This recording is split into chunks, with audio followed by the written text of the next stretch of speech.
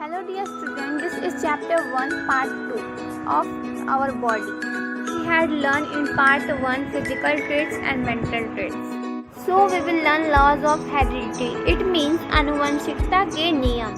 Like produces like. According to this law, human beings will produce human beings just as a cat will produce a cat.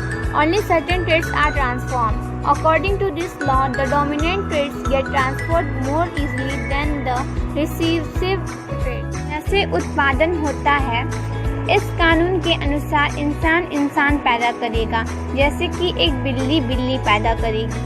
केवल कुछ लक्षण ही रूपांतरित होते हैं. इस कानून के अनुसार प्रभावी लक्षणों की तुलना में प्रमुख लक्षण आसानी से स्थानांतरित हो जाते हैं. Convergence of two lives. According to this law, both the parents play an equally important role in convergence of their traits to their offspring. जीवन का अभिसरण. इस कानून के अनुसार माता पिता दोनों अपने संतानों को उनके लक्षणों के अभिसरण में समान रूप से महत्वपूर्ण भूमिका निभाते हैं. Environment factor. By environment, we mean all those physical and social factors that affect and influence the development of the child, like the home, the family, the neighborhood, the companions, the school, the teachers, the political and religious agencies, and the society in general. No individual is the same at the maturity as he was born. Any or all the environmental component can affect the health of the person. Everything that influences the child apart from himself, from what he inherited from his parents, is his environment. पर्यावरण का कारक. पर्यावरण से हमारा तात्पर्य उन सभी भौतिक और सामाजिक कारकों से है जो घर, परिवार, आस पड़ोस, स्कूल, शिक्षकों, राजनीतिक और धार्मिक एजेंसी और सामान्य रूप से बच्चों के विकास को प्रभावित करे. कोई भी व्यक्ति परिपक्वता के समय वैसा नहीं है जैसा वह पैदा हुआ था. पर्यावरण के सभी घटक व्यक्ति के स्वास्थ्य को प्रभावित कर सकते हैं. वह सब कुछ जो बच्चों को अपने माता पिता से विरासत में मिली चीज़ों से अलग करता है, वह उसका वातावरण है.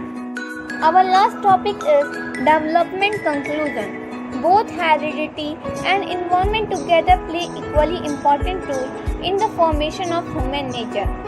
However, in some cases, it has been proved that heredity plays more significant role in children development, being in preschool or at home.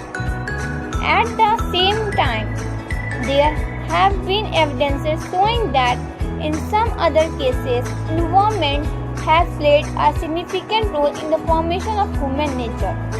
Parents have both the factors in their hands, and both the parents can together make the best effort to improve the child. Parents have no control on the child's heredity, yet they can improve the environment. Thus, as a good teacher, they should provide rich and stimulating environment which will promote the healthy development of the child. विकास का निष्कर्ष. आनुवंशिकता और पर्यावरण दोनों मिलकर मानव प्रकृति के निर्माण में समान रूप से महत्वपूर्ण भूमिका निभाते हैं. किसी भी तरह कुछ मामलों में यह साबित भी गया है कि आनुवंशिकता पूर्व स्कूली या घर पर होने वाले बच्चों के विकास में अधिक महत्वपूर्ण भूमिका निभाती है. इसके साथ ही यह दिखाया गया है कि कुछ अन्य मामलों में पर्यावरण ने मानव प्रकृति के निर्माण में महत्वपूर्ण भूमिका निभाई है. माता पिता के हाथों में दोनों कारक होते हैं और माता पिता दोनों मिलकर बच्चों को बेहतर बनाने के लिए सर्वोत्तम प्रयास कर सकते हैं.